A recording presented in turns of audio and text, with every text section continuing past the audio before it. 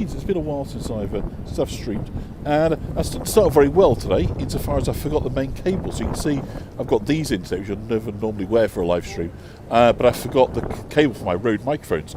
So consequently, I got a total flap and thought, how on earth am I going to do this? But hopefully I've kind of salvaged a way of doing it. But if at times you'll see me panic, it's because everything is the kind of wrong way round. I'm on a different phone, different earphones, my notes are in a different place, but apart from that, it's all going rather well. So, good afternoon, good evening, welcome wherever you are. You're joining me here today in Leeds. We're at the Christmas markets and we're going to do things Christmassy today. I kind of think that beginning of December, it kind of warrants it, not least of course because yesterday, those of you that are members of congregations will have seen the first Advent lit. We're going to talk about Advent as we kind of go around. But let's just get a visual first, which is City Square. So let me find a way of spinning my camera around. And you can see we're far from tiny York now. We're in the big city of Leeds, that kind of nearby kind of big city. And there's about 3 or 4 sort of centres of the Christmas market here. We're going to start here in City Square and then kind of wander up, have a quick look at some of the installations around and about, and then we'll go and head up to the Head Row and Millennium Square for the kind of the main event areas of the Christmas market, if that is okay with you. And everything, of course, festooned with light. As you'd imagine, lots of kind of stalls around. I've not got some dual microphones today, so we're not going to be chatty, but we'll do one of those in York coming up. So those of you that like to kind of get into the stalls and see what's for sale, we're doing that in the next kind of tour in a kind of few days. But in the meantime, we're going to just focus in on the lights and think a bit about this kind of period of kind of preparation, this idea of Advent. We'll talk a bit about the history of that as we go around. But first up, sorry, my phone is ringing because I've got the wrong phone on, so consequently it is constantly making noise. So apologies if you hear the phone in the background, that was mine. It's all lending itself to this slight air of chaos around the start of this tour. As I say, I can't see any text, I'm afraid. So my apologies for those that are on. If you're messaging me, asking questions, I can't see them. So I do apologise about that and hope that at some point on the tour we will get something up that I can see. But right now it is devoid, but hopefully the visuals will give you something. So you can see here, rather nice here, glittery tree in the middle. We've got the traditional kind of German style booths over here. So they're kind of chalets, I guess you'd call them, wouldn't you?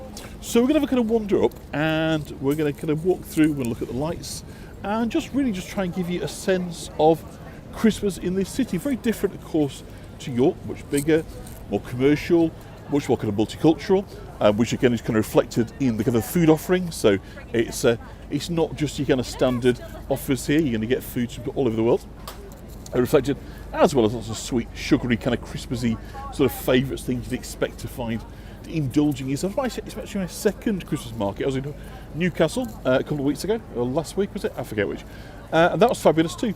So I'm getting my kind of fill of Christmas markets right now. So hopefully the lights and the colour will do it for you, even if, as I say, unfortunately, we are unable to connect via the chat tonight.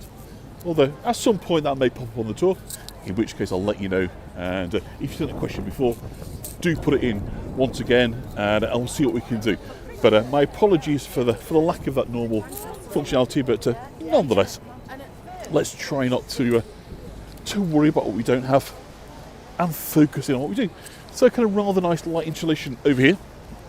Very kind of redolent of those kind of German candles. If I can get a zoom on this phone.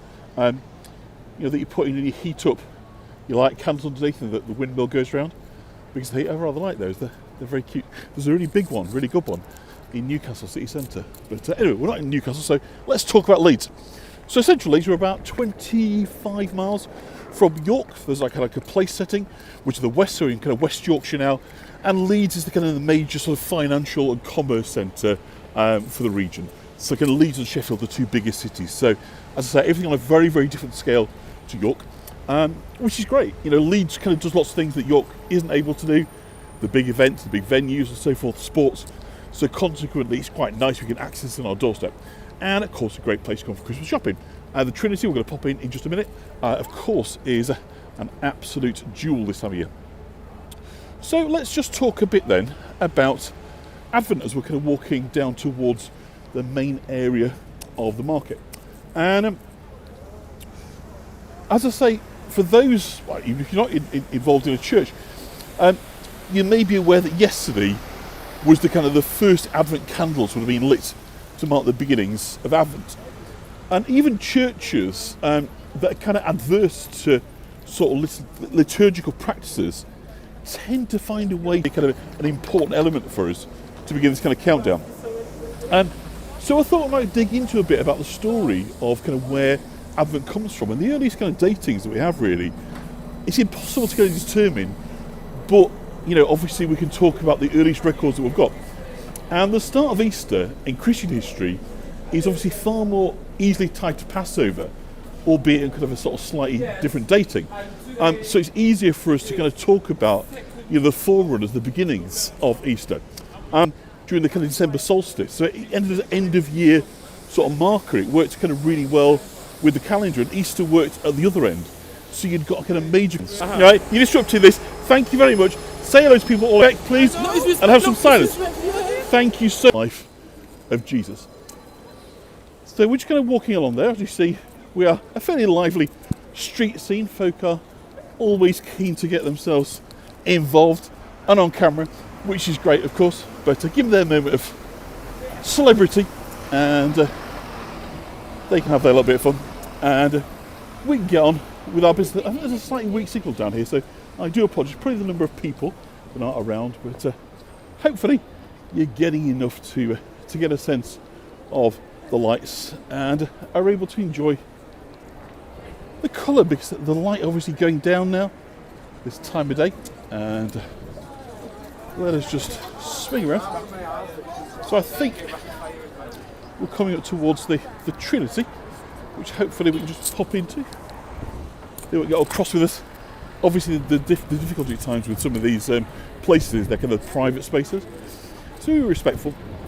But it's always nice for me to have a look at, I think it's interesting to have a look at how the sort of commercial sector does this, because obviously we think principally about Christmas being a Christian festival. For many, purely secular, it has been for a long time.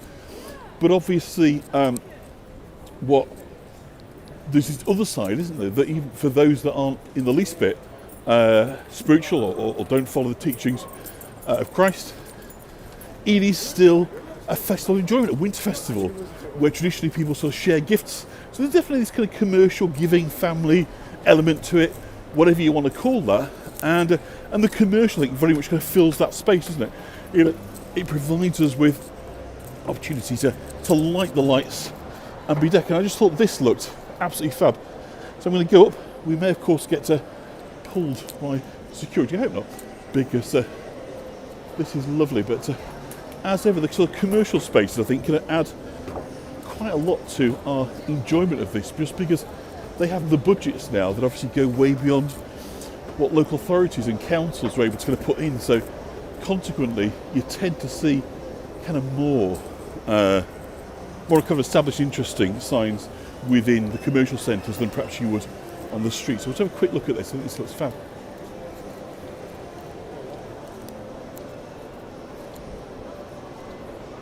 So isn't that beautiful? It's a bit like an icy cake. I don't know how you describe it, but it really is quite something. I love that juxtaposed against the light there. We'll just spin around, then head down, because I don't want to outstay our welcome. But isn't that so? In the Trinity Centre in Leeds, which is a fabulous indoor shopping centre, taking its name from Holy Trinity Church, the beautiful Greybourne Georgian listed church next door. I'll show you that on the way out, and we'll head back down, and we'll kind of head back on our way. So beautifully lit up along the way, and down we go. So we'll get on the escalators. So it really is lovely. But as I say, let's get us back outside, because No. Isn't it beautiful?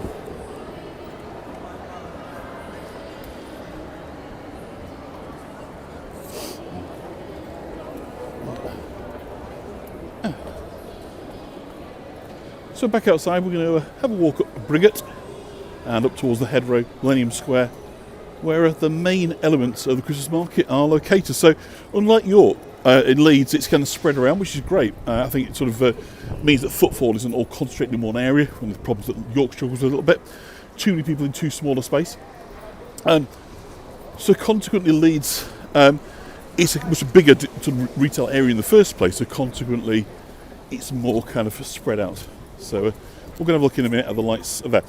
So just going back to Advent, so I say it's source really, we don't kind of know, but what we do know is that in the early century of the church, Advent almost certainly kind of arose as a result of fixing the date of Christmas. So once the date of that 25th of December was kind of nailed in, it becomes the centre of gravity for the latter half of the year. Here's the church Trinity. Beautiful Georgian church here on Ball Lane in Leeds. And so Advent sort of takes on symbolism. You know, like Lent as a period of preparation, of contemplation, of prayer, of going without before Christmas. So it kind of mirrors Lent in that respect. Yes, you do. The first kind of written evidence we've got of Advent is found in modern Spain and France, but then part of the Roman Empire would have been known as Hispania and Gaul.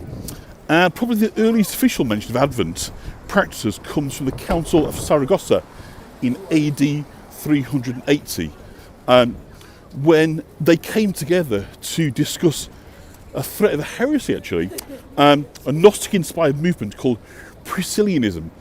And it was one of what they call the dualism movements, of which there were kind of many of these heresies in the Middle Ages.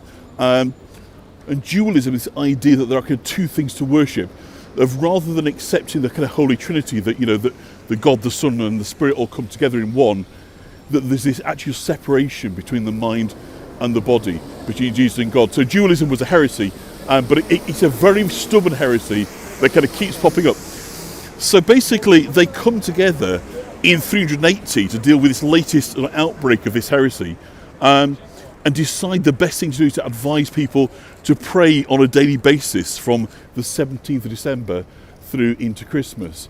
So consequently, that's the kind of first beginnings, if you like, of an official sanctioning of Advent.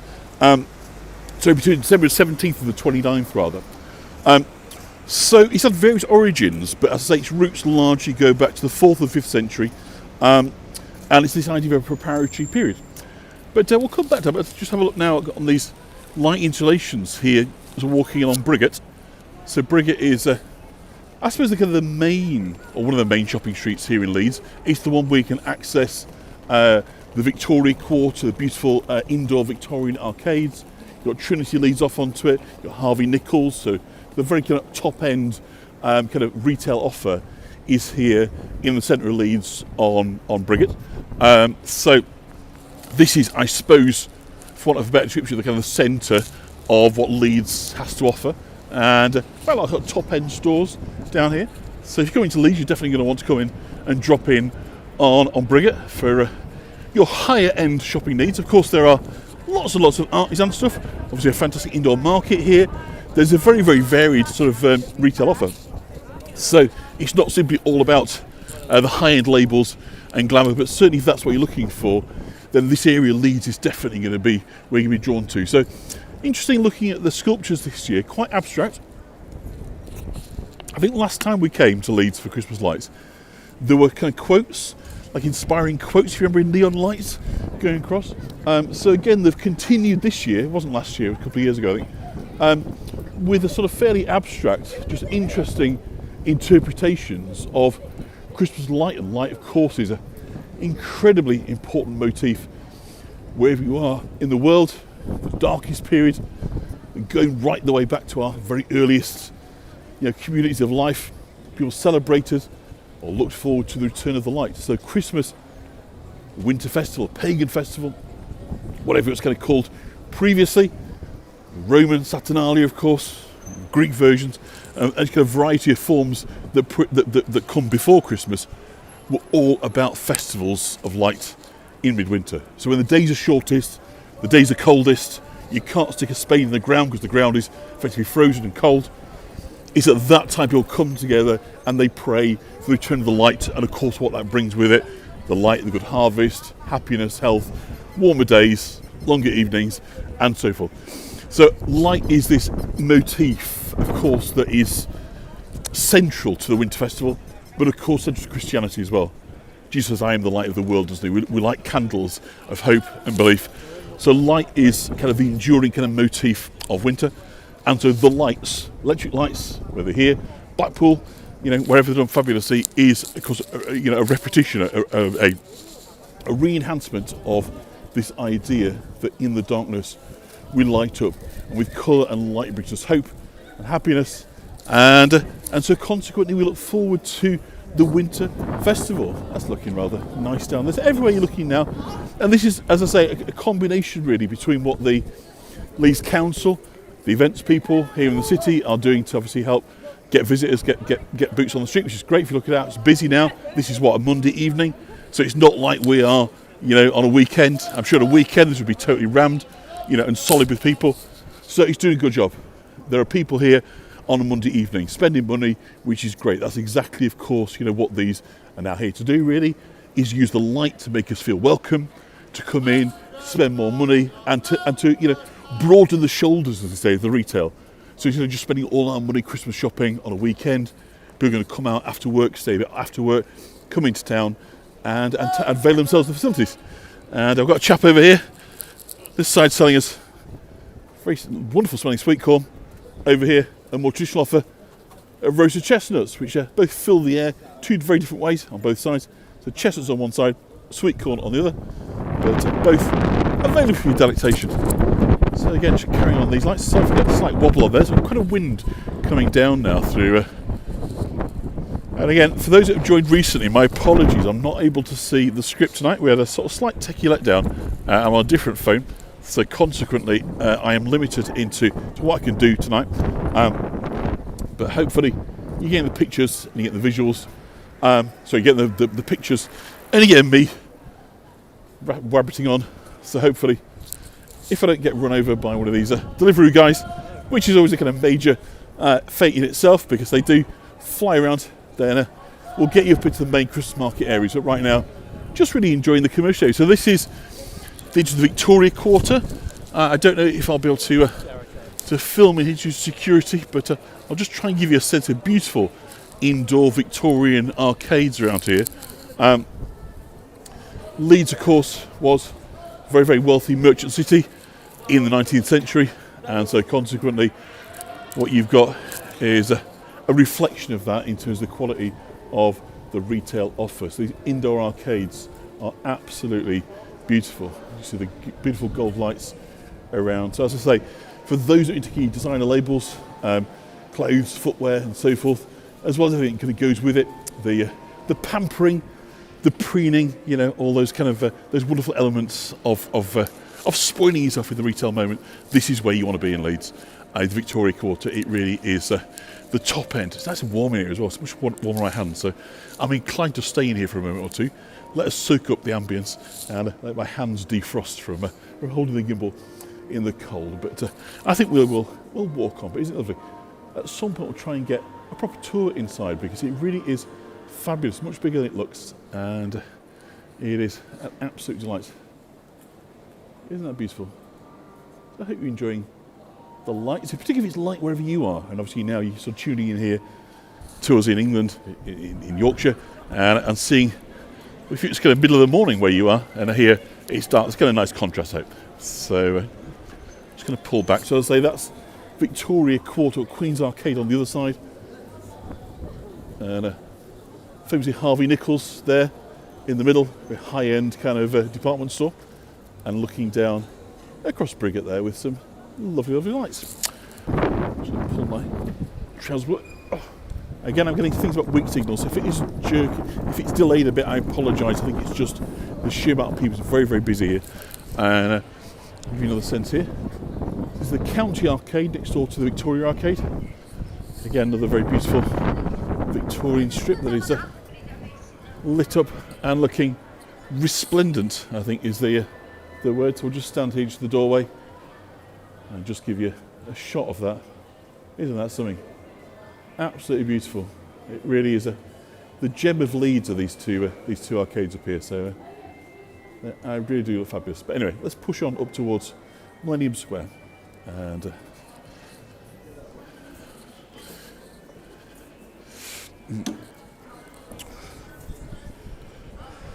so a bit more about the history of Advent.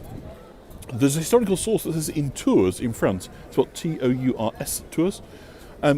Bishop Perpetuus, which obviously means in perpetuity, the long-term bishop, bishop for 30 years actually, he established a 3-day fast each week leading to Christmas, starting on the 11th of November, which is St. Martin's Day. So under the bishop, what you basically had was a 3-day fast, once a week, for 5 weeks until Christmas. So it became known as the 5-week St. Martin's Lent. And then in the Council of Tours in the year 567, the Advent season was made compulsory for monks. So we're now kind of getting towards the sort of beginnings of what we call the early medieval period, really, before really there's any meaningful sense of Advent becoming a requirement. Up until this point, it's been something that people have chosen to do, that they've kind of got interested, got involved with, as a way of kind of marking the time, if you like, marking the kind of coming festival. But it's only really from this sort of point at the beginnings of the 7th century that it starts to kind of really be seen as something that is a requirement. First, of course, on the ordained clergy, and later, of course, on everybody that kind of worships.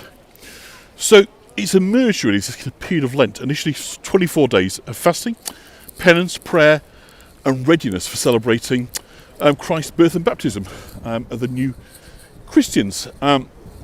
So in the 6th century, Roman Christians had tied Advent to the second coming of Christ. So it wasn't actually about the birth of Christ. Advent was about preparing for the second coming. So this idea of it being about the birth and nativity, that hadn't actually come along up to this point. So again, some of the things that we think, were always there, weren't. They kind of emerged as either compromise or new decisions on how to define belief systems and creeds and behaviours.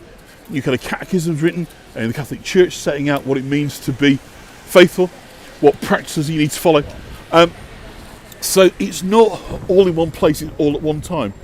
This is something that evolves into being. So what we think of the modern day Advent, which kind of covers both, which is both a festival, or preparatory festival, which marks both the birth of Christ, but also the second coming of Christ.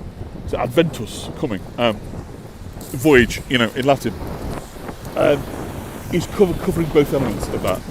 So, we're still at a stage here in this early medieval period where we're not yet locked into, we've got to look at Santa and his sleigh. Nothing to do with Advent, of course. We're purely in the pagan, but that's the beauty of Christmas, isn't it? Of course, is that the pagan and the Christian, the secular, the commercial, the traditional, Hollywood, you name it, can all sort of sit, can't it, within the same palette of reference. It's a bit like Halloween in that respect. It's sort of really kind of malleable, isn't it, now, in terms of what can be incorporated. Now, vocabulary of Christmas is incredibly wide. We know, of course, that anything related to trees and reindeer is Germanic, Northern European, Viking sort of roots, nothing to do with Christians, nothing to do with people living in Judea 2,000 years ago, not to do with them at all. Is a wholly different kind of story and traditions. But as I say, we tend to very happily marry the two together, and that's why I suppose why Christmas is so successful, because whatever you are and whatever you believe in, it is you can kind of find a Christmas for you. There is no kind of one Christmas, but I say the thing that pulls it all together really is the lights. The lights, I would say, is the unifying factor. Whether you go into a church, and yesterday you'd have seen the first kind of 4 of the Advent candles being lit, or whether you do a Christmas tree, which of course is purely pagan, or street lights, or of course these winter festivals of light that people of other faiths, Hanukkah, Diwali, all got these kind of light elements kind of within them, Chinese New Year. So almost irrespective of your belief system or lack of belief in celebrating the winter festival, light tends to be the kind of common factor. And most of us would kind of recognise, wherever we were in the world, that we were part of this winter festival because of the lights. So I think that's kind of rather nice that wherever you are in the world, chances are when you go out, it gets a bit darker tonight, and the next few days you go out, you'll like to use lights as well. So they're not specific to a belief system, not specific to a location, or indeed even a continent. It's all around the world. And places that have really no sort of track really on the kind of Christian stories and traditions of Christmas, still, places like Singapore and so forth, and you'll see, shopping malls with huge Christmas trees. They really go in for, the commercial, the sort of spectacle side of things. So it has become the world's largest festival, which is not kind of greatly surprising. But at its root, of course, it still remains for many people, a period of kind of profound importance for their faith, and which, of course, is what Advent is related to. So lovely lights coming up here now. Swizzle sticks, married with sweeties. So how are we doing for time? We're not doing too bad. And we're going to go see the big light wheel now. So a kind of spinning wheel, and then we should start to see some of the Christmas stalls and so forth. I am missing, I must say, be able to see your chat, so I can only apologise. It's not just you that's missing out. I feel that lack of connection. I feel like I'm wittering on, and I'm wondering if indeed there's just a button I could press that would change things. But as I say, I am somewhat denuded of options, given, as I say, that I forgot my microphone cable, so I had to swap over the phone that I just brought, which I have notes written on. I'm having to now use as my broadcast camera, and my main go-to workhorse is largely unemployed, and sadly that is the one that I know how to do all the fancy things on. So consequently, things that I would like to have shown you, like photos, like nice things, I'm going to have to take a back seat, which I have to work on the visuals. So in the light, another one of the indoor arcades, which are on the hedgerow of Leeds, but again, it's this central motif, isn't it? Over here we've got a gift wrap, which looks pretty awesome. But this go-to language always comes back to light. And a lot of white light as well, which is kind of interesting, isn't it? It's easy to go through fashions, isn't it, of having more sort of coloured lights and different, but we see this year, it would seem the fashion is for white light has come back in. I'm seeing more kind of white light. And the commercial space gives you an idea, because it tends to be the commercial spaces will have had up-to-date design for this year. Whereas what Leeds have got, and no disrespect for Leeds, when they invest in these lights here, the bows and ribbons and stuff, they probably have to do for a decade. So they're probably reflecting the taste of when they were made. Whereas the big commercial centres will reflect the taste and fashions of this year. So it kind of gives you an idea, I think, an insight really into what the designers think is a 2024 Christmas looks like. And it seems to me that white is coming through as the main colour. I may have made that up, ignore me if you think that's a spurious kind of argument, but so we're now coming into fab, that sets off in a minute, that was fabulous. The area on Hedgerow, where it's a big sort of arts and library, the Henry Moore Institute is over here. It's a fabulous museum of Henry Moore's sculpture. We've got our first, so rather religious piece of lighting there in terms of Mary being portrayed. It's the first time we'll have a look down there. We've got the Magi. In fact, we'll talk about a bit about that as we go down. But I want to show you the light wheel. Something about light is lit up at night. It just looks fabulous on video. So there's a Victorian carousel over there. So hopefully that will get going, because movement and light added together makes for great TV, I think. So where is it? So hopefully you can hear. I don't know how well you can hear. Beautiful war memorial here in Leeds. Right, we'll always take a moment to pause for the war memorials. It really is a superb one. We'll do a tour about the Leeds Pals Battalion at some point. But I really want to come over here and to beautiful, and show you the light wheel, I believe it's called. So like York, they've got Thor's Tiki Bar in the centre. And what one's down here? Oh, my hands are very cold. I'm suffering for my art today. So if you are able to help me out with a little contribution, that'd be most appreciated. So I can go and defrost after this. And by the way, for those that requested a Christmas card, those in the USA and Canada, they went off on Friday in the post. They should be with you quite soon.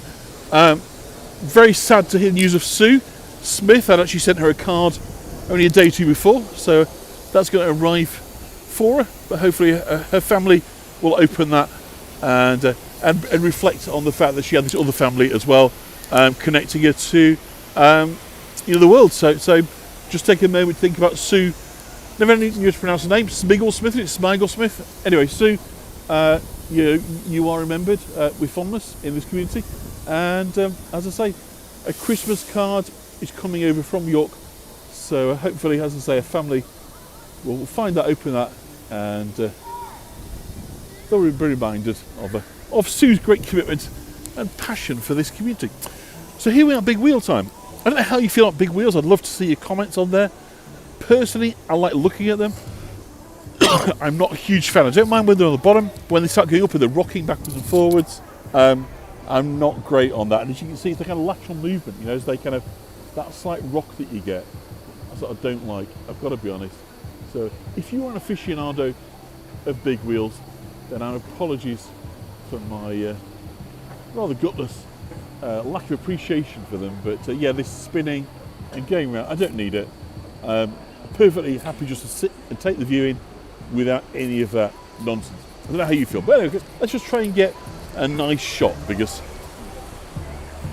we are thinking predominantly visually, so that works for me. And of course the light against the black sky just looks absolutely fab, right?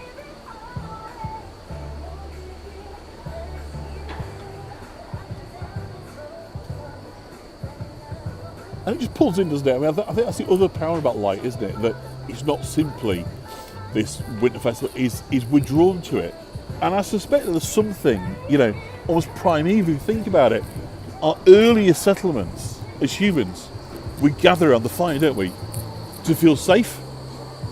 We create a light, but also to protect ourselves and scare away the predators, the animals that might come after us. We've got a powerful weapon in terms of fire.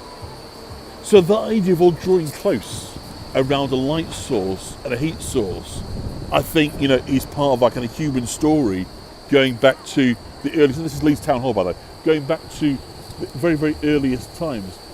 So I think there's something of a biological imprint on us into how we respond to light, and it makes us feel social, doesn't it? We want to come out and be together, like fairgrounds are doing these kind of things, and Christmas lights, and so there's something, isn't there, about light that is welcoming, is inclusive, is exciting when you're a kid, gets me out with your mum and dad after dark, it's all lit up, how exciting is that? Hopefully you're going to get some hot chocolate, you're going to get candy floss, you get sweets, crap to eat, good stuff that you wouldn't really normally get.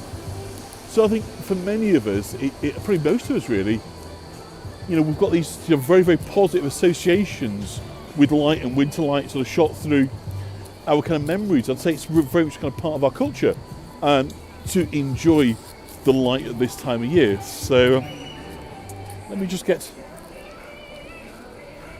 Christmas songs are playing as well. I don't know, because I've got earphones in, I don't know how much that's picking up in the background volume. I haven't got an ambient mic on today that I'd normally have. So as I say, for those that sort of joined recently, I'm not on my main camera tonight. I've had to compromise. What's that word? Make it up as you go along. Improvise, that's the word. Because I forgot a main cable that connects my microphone.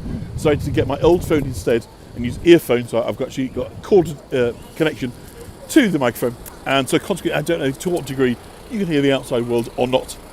I can't get any text on here as well. So it's from my point of view, it's kind of slight hard work, but hopefully it's not interfering too much with your enjoyment. And I'd say we're in Leeds, which is the major urban financial centre for Yorkshire. So it's the largest city in Yorkshire, about the fifth biggest city in the country. I'm not quite sure of the numbers, but they're not as big as Birmingham, but bigger than Manchester. Believe it or not, bigger than Manchester and Liverpool. So I think it's about third or fourth. Glasgow might be second, a third, I think. Anyway, pretty big. And so it's probably about 40-minute drive from York, 25, 30 minutes on the train. So it's very, very nearby to us, so easy. Just kind of pop to Leeds to do fun things. In fact, my daughter, my youngest daughter, is here tonight, waiting for a concert, queuing to get in. She's probably be about to go in now, waiting to go see Zayn Malik. So for those that know about these things from Want of One Direction, wasn't he? But she likes that sort of thing. So, as I say, you're going to come to Leeds for entertainment. So here we have a lovely carousel. I'm not going to film too close to that because there's lots of children on there, but there's something about the light and the movement, isn't there, of a carousel that is an absolute joy for us to behold. And from a kind of filming point of view, it's just a gift that keeps on giving. There's just the light, the darkness, the buildings behind. I think it looks absolutely fab. But as I say, I don't want to compromise anybody's privacy, so film just like that. And of course, these things have barely changed, have they? Since many of us, children. So I mean, this is again, I think another sort of special thing about Christmas, isn't it? Is that we all kind of measure it in terms of our memories of our earliest Christmases. Often with people who are no longer with us, sadly, and that were big parts of our lives. And that our first understandings of the stories here. Obviously, we've got the shepherds here. We've got the herald angel proclamation. All these kind of motifs that bring to mind to Christmas carols. These dedicated songs, that are sung at this time of year. But I think that there is definitely something for many of us. I'm sure most of us really about our childhoods, and that in many respects, the Christmas that we experienced as a kid, we look to replicate those perhaps to a degree as we get older. There are traditions, whether it be about food, entertainment, places you might go on Christmas Eve or Boxing Day, things you might do, activities, sporting, walking, pantomimes, whatever it might be. We tend to kind of like to sort of continue these things, become our family traditions, sort of largely kind of handed down from one sort of era to the next. So there is definitely, I think, an idea of continuity in Christmas that I can't really think of anything else that you would sort of perhaps look to develop traditions around. I could be wrong, maybe you do them on regular holidays, vacations, but I don't think that is as widespread. I think that pretty much for everybody there's a perspective that this is how we do at Christmas, what we eat, the time of day that we eat, etc, etc, the sort of people we invite, and a lot of that, I'm sure, is kind of shaped by, so we've all got a kind of ghost of Christmas past, haven't we, that just sort of hover over in a very sort of nice, very sort of benign kind of way, but just kind of remind us that Christmas is something that we've always enjoyed. So for me, I guess, I can't remember the first few, but I'm about to celebrate my 55th Christmas. So, and I know some of you are a bit older than me, some are quite a lot older than me, so 55 probably isn't that many. So it's just this sense, isn't there, that we've all been here before, and consequently, we know what we like, we know what to expect, but there's something about seeing it all over again, all lit up, that brings about, I think, within us, an excitement and joy. And that is, of course, one of the joys of the world. You can sort of see that on Christmas cards, don't you? The more kind of faith-based ones. It's a lovely idea, isn't it? Joy to the world. The good news, how a lot of Christians describe it. This, by the way, is the registry office. So you get married in Leeds, you get married here. There was a TV show filmed here that's going to escape me from it. I bet somebody on here will know. It's like Love Lies and something or other. It's very good. Seek it out. I'll try and find it. I'll put it on my Facebook page. But I can't remember what it's called, but it's very, very good. And that was all filmed in and around this building here. But isn't it gorgeous? Absolutely gorgeous.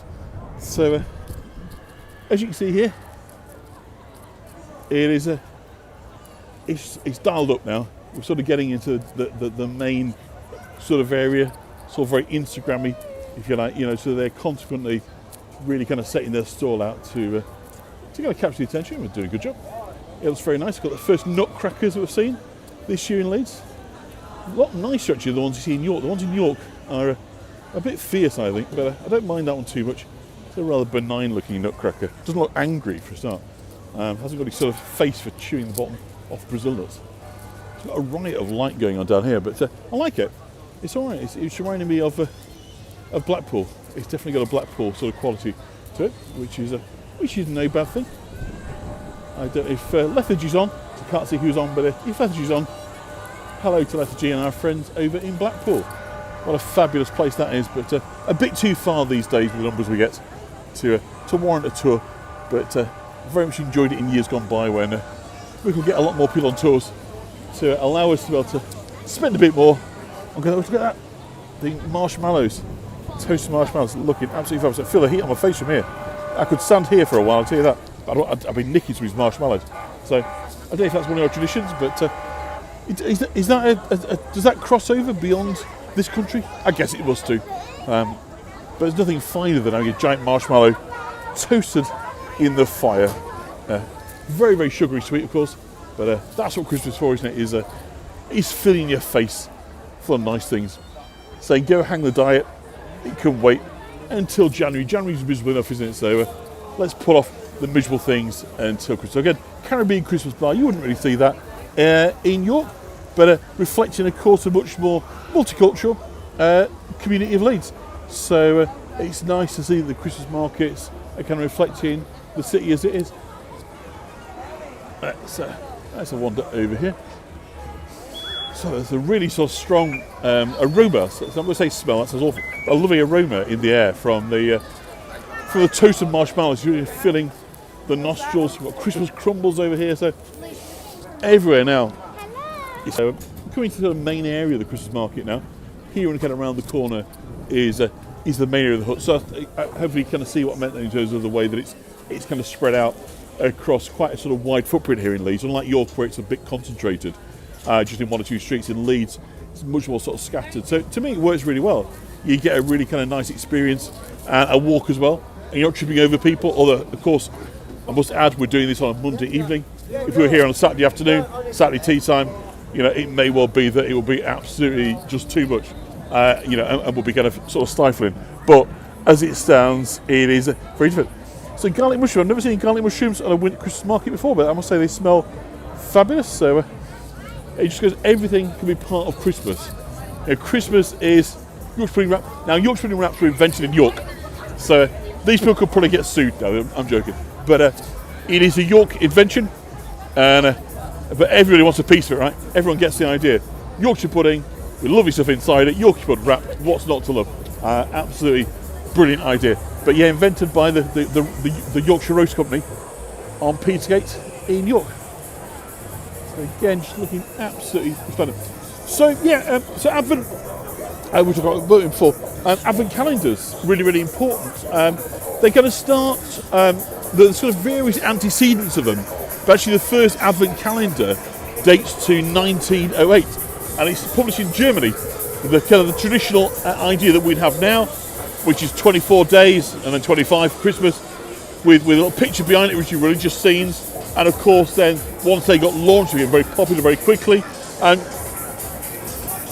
interestingly, they were a German thing. So it's again like the Christmas trees in quite a lot of the Northwest European traditions. It was a German tradition, like the Christmas markets are. These huts, I mean, the Alpine style huts, right? It's a German kind of iconography. But the Nazis in Germany absolutely hated Christmas. They were very down on Christianity. So they banned Advent calendars. But they put one out of their own. And it's kind of like the ultimate collectible, if you are into Advent calendars, is to try and get hold of one of these German ones. Because they've kind of got these Christmas scenes of German armies kind of marching into battle, and boats being sunk, and kind of members of the Hitler Youth and all this, that and the other. So the least Christmassy set of images you could possibly imagine. But having kind of declared Advent calendars were verboten, they decided to do one for themselves. So as I say, if you Google it, have a look at the Nazi calendar, they certainly didn't have any good designers on their team. It's fair to say it's an absolute mess. But of course, now everywhere you get your doggy design, Advent calendars, gin calendars, you name it. So this idea of preparing, of counting down to Christmas, that starts in the medieval monastic communities of kind of praying, contemplation, fasting, still exists to a degree in terms of excitement. But little kids, counting the days, counting the sleeps till Christmas is absolutely, kind of central to the enjoyment, right? I mean, you're not going to get, walk further around, see what else on this is. There's an ice rink somewhere. It is such a thing of anticipation, isn't it? I think the younger you are, the more excited you're going to be about that. So we've got ideas of cold here, and so this idea of a countdown, a count up, whatever you want to call it, has really embedded us. We haven't lost that as we've become a more secular society. I would say it's got stronger rather than weaker, but that's where its roots are. Its roots are in the monastic communities, and that by the Middle Ages, Advent is this period of contemplation, of preparing, but also like Lent, a period of going without. You can have this enormous feast at Christmas. You're going to be eating, and don't forget the original Christmastide went on until February the 6th. So basically it's the period where there's very little work to be done, because most people worked or employed, if you like, within the agricultural sector. And there's not much you can do on farms in winter. There's a certain amount of preparation you can do for the next year, but there's not a lot of work to do. So consequently, it's that period of downtime. So this idea of sort of coming together, eating well, sort of stems from our agricultural past. You didn't, animals that had served their purpose, that were basically worn down after years of kind of pulling ploughs, you'd slaughter them in the autumn, hang the carcasses really for the food at Christmas. You weren't going to feed this animal over the winter.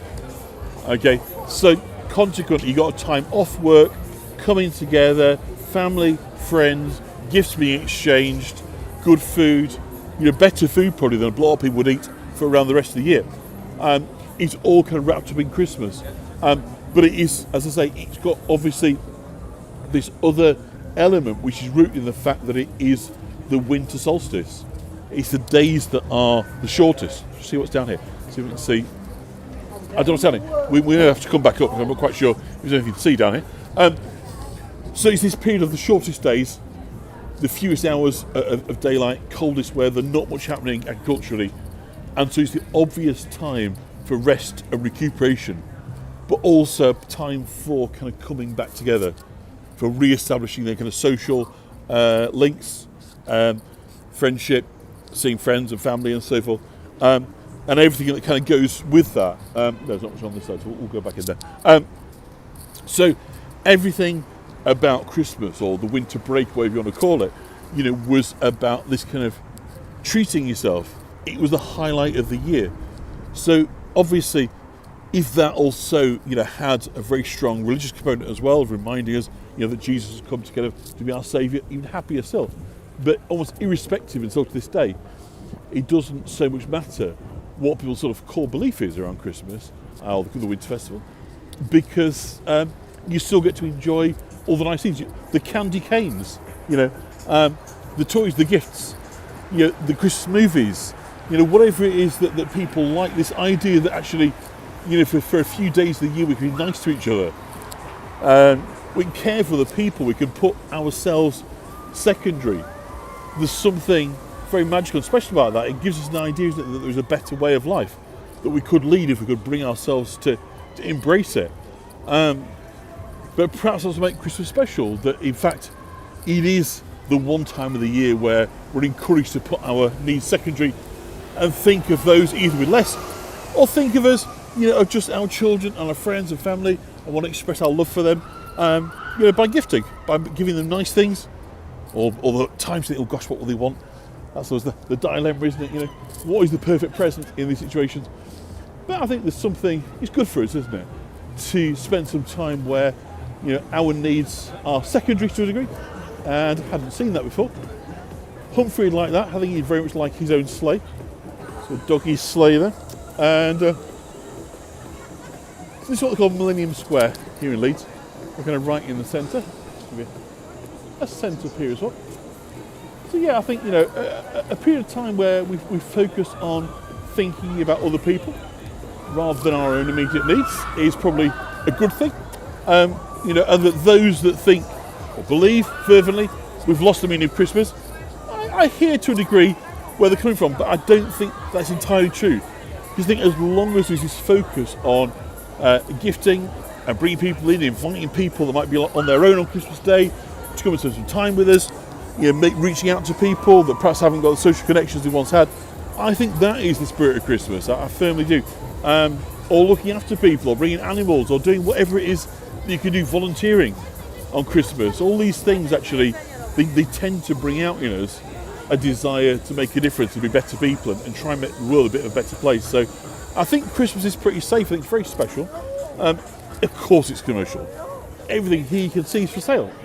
Look, shoot me if you're surprised by that. That's what Christmas is. It is a commercial festival as well. But, its heart's in the right place. And it's very colourful. It tastes delicious. It smells wonderful. It's lit up like a dream. And it reminds you of being a child. And I think, there's a lot to be said for those few things. It certainly makes me happy walking up, being able to bring you over and just show you a bit of Leeds. I'm sorry, as I say, we're not able to have a sort of fully fledged tour. I plan to do much more of the history. I'd loads of photos to show you, all this, that, and the other, but I can't really access the notes I'd written.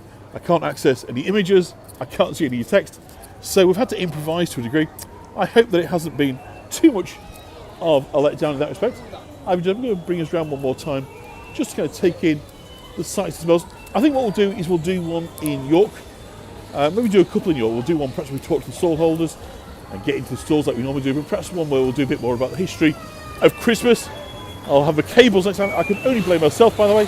I'm not going to blame anybody else because it is entirely my fault. But there you go. Mea culpa, having accepted the blame. As I say, all you can do sometimes is just make the best of it. But hopefully I've brought you something of genuine pleasure. And lovely lights. And we'll perhaps just go and just try and pick up one or two bits that we missed along the way. So we walk back down, because I'm walking back down towards the bus station and the park down there. So we've got a bit of a way to go. Isn't that lovely? So of course I can't say hello to who's on, because I don't know who's on tonight. But I'm sure that many regulars, but hopefully one or two newbies are joining us tonight. That would be always a pleasure. And I hope to be in proper contact with you very soon. As I say, a bit frustrating. Look at that, isn't that lovely? You see that way the light is reflecting there in the window of the civic building there. Isn't that wonderful? So if I'm right, I think this is the Leeds Civic Hall. That's the town hall. But we're sort of right in the sort of centre in Leeds Council buildings, all kind of around here. And beautiful Victorian buildings, really. I mean, Leeds is absolutely full of, very, very fine Victoriana. So there's some modern buildings as well. But it was obviously very, very wealthy, textile money in the 19th century. And so it's got that sort of classic feeling, of these big textile cities where the buildings are sort of very grand. They kind of just, there's lots of, what's the word I'm looking for? The finishing on the buildings, It's not just plain, they're adorned really well. So that's fantastic. And let's have a wander down here. Let's cross over, try not to get run over. Oh no. I didn't like the sound of revving those engines there. Thought I'm not going to take my chance at how much you can hear, but they really gunned their engines there at the beginning. So just by the Leeds and Cathedral, Roman Catholic Cathedral here in the city. And hopefully we'll get across in one moment and we'll get back to the head road. And we'll go the other way this time and see what we can see as we walk back down towards the bottom end. Let's see how we get on. We're about on 6, so give it another 5 minutes before we head off. Oh, we can see again the lovely, lovely carousel, which fills my heart with joy. So say interesting down here. So we've got babies and mangers up here. We've got archangels. It's kind of interesting actually. And again, we'll talk about this next time round. But there's very little actually said in the Bible about the Nativity. It's surprising it's not that well covered. You'd expect a major event, but it's not. It's quite a few paragraphs. If you actually go back to the text, there's not that much. So basically, all our ideas have been confected. That there is much to suggest that St. Francis of Assisi is one of the main players in creating the idea of a nativity, and this idea of the cast of Mary, Joseph, baby Jesus, a donkey or two, some sheep, the shepherds, the three kings, is a confection. That story isn't told in any one source in the Gospels. We have obviously opposite, we will hear about the Magi coming at some point later, having followed the star. And of course, when King Herod does the slaughter of the innocents, it's babies up to 2 years old, so it does suggest that some time has passed between Jesus' birth and that slaughter. Otherwise, it would just be newborn babies, wouldn't it? Why would you kill two-year-old children? So it's a story composite, isn't it? The Nativity has put together a scene that pulls together, the kings, the Magi, the wise men, the shepherds, Mary, Jesus, Joseph.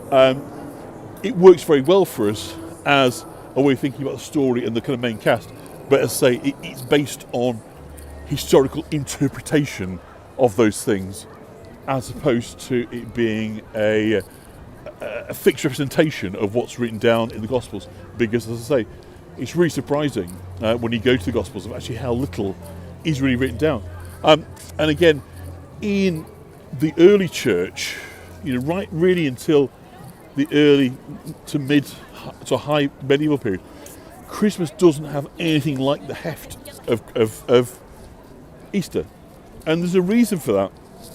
And it's because in the Christian church, they don't really celebrate births. Almost all the saints' days, which was incredibly important, are the days of martyrdom, of deaths. Because usually it's at that point that they've passed through, hasn't they, through their martyrdom, from being, flesh and blood to being something venerated, sort of part of, the belief system and, the kind of cast of characters that are, deified within the church, not deified, but are venerated. Sorry, that's what I'm looking for. So consequently, it's much more death than birth that is celebrated. So for that reason, the birth of Jesus, because at the end of the day, again, if you go back to the original source material of the Gospels, Jesus doesn't really do much by way of ministry till he's 30. So of course he is a sort of precocious child that is able to kind of go into the temple, and they find him talking to people and being able to sort of discuss the finer points of the faith and scriptures with the Rabbies and the Pharisees, isn't it? But at the same time, it makes it absolutely clear that he's working as a carpenter until such time as he goes off and has his 40 days of temptation in the desert. It's at that point, at the age of 30, that this second mantle, this second life kind of comes in. So consequently, it's perhaps in that respect not hugely surprising that the birth of Jesus is not so much a huge, whereas of course the conception is, because obviously the Immaculate Conception is one of the central pillars of faith in the church. So consequently, that's why the Christmas stuff, as Christmas became more and more popular, it needed more of a unifying narrative, and it was just found that the Gospels themselves weren't really a rich enough source for that, because it's quite sparse, is the detail of what's provided. So it's kind of interesting. I find it interesting anyway, but I like to talk about faith a lot, as you probably can guess if there's been listening to me for 4 years, whatever we're doing this now. I find the whole thing fascinating. So when they went looking for, okay, what does the big book say about this? The answer was not that much. So much of our ideas of nativity, of the Bible stories, of the Christmas story, have been shaped and padded out. Let's be honest, over the years. But of course, most of this happened at a time before mass literacy. So symbols and images and ideas, pictures, stained glass windows, etc., nativity cribs were an incredibly important way of telling stories that people could then relate and understand.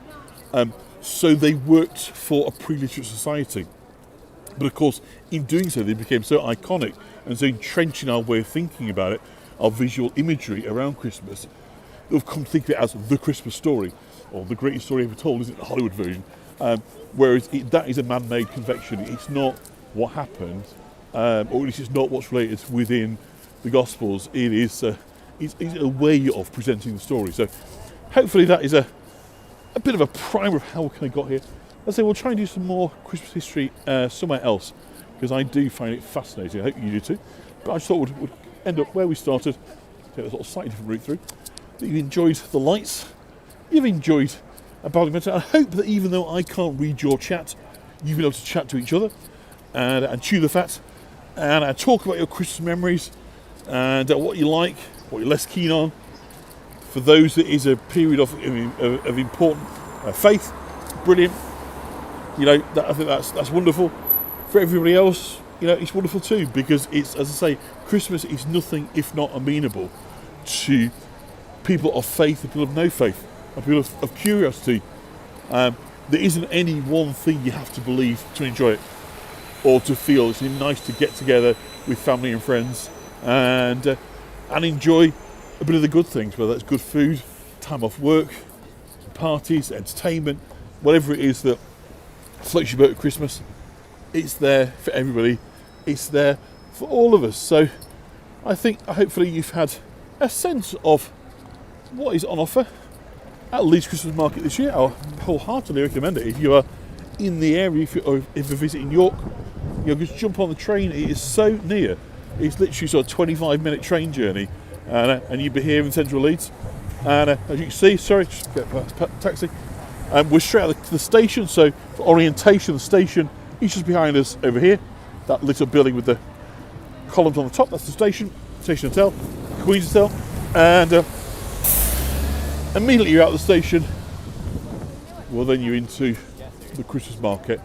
So I'm going to say thank you very much. My apologies one last time for any frustration that you've experienced through not being able to ask questions, make comments, or have me read your chat. But as I say, sometimes there's nothing you could do, and I thought rather than cancel the tour, we'll just deal with it as we can. And hopefully it has been a pleasure just to see the lights and a rather different experience to what York has to offer. And so I'm going to turn the camera around. I'll show you. Here I am with my rather white beard. So a bit Santa-esque this year with a white beard. I just have to accept that a dark beard is no longer an option. But hopefully it looks okay. I shaved it quite a lot off the other day. It was going to be too long. So anyway, let me just turn around so we've got some Christmas lights behind us.